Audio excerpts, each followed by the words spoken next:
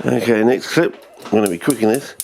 Said all you have to cook it is to the white stage, that's all. So it shouldn't take too long. It just has to be cooked to the white stage. And it's a white meat anyway, so it's a bit like crab is a white meat, but this is supposedly, I suppose this is low in iron. Well, crab meat, I assume, is going to be high in copper. So it's a bit like potato starch in a way. But it's also a, whereas potato starch is a polycarbohydrate, it's crab meat is a protein source, of course. So they talk about meat being rich in iron, and red meats being rich in iron. I'm thinking, well, is it just iron, or do they have manganese in there as well? So these are things we've got to figure out, fellas, because there's always been a problem with CPs and iron. They almost seem to have to be iron deficient.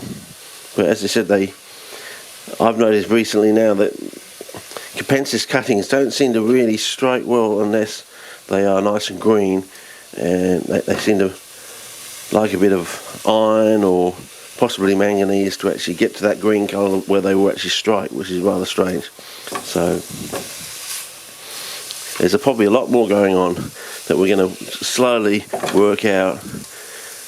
And iron in iron is probably going to turn out that CPs are going to be meat-eating plants in groats, but it's not the type of meat you thought they were eating. And it's probably going to turn out that peat is going to be a form of meat in groats, and we're actually going to find out exactly what a meat is.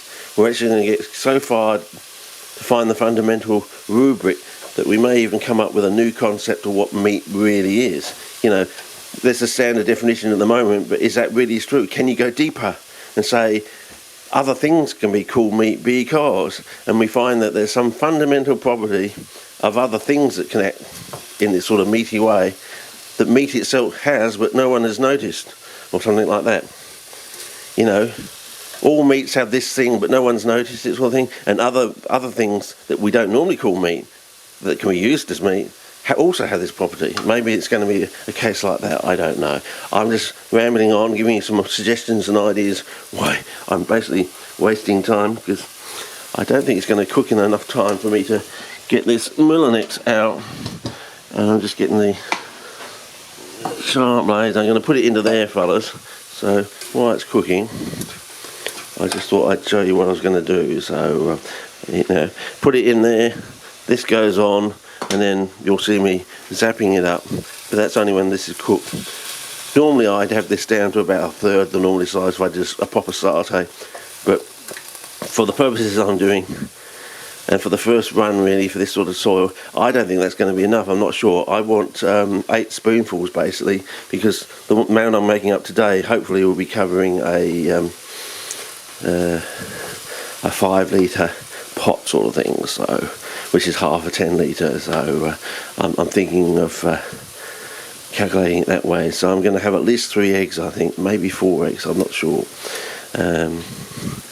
Basically I'm trying to get an equal amount of egg to the amount of meat I put in there, so it's a basically fly by the wings of your pants first run for this sort of thing, based on our previous experiment basically, which worked out quite well once, as I said, the sand seemed to lose its salt content.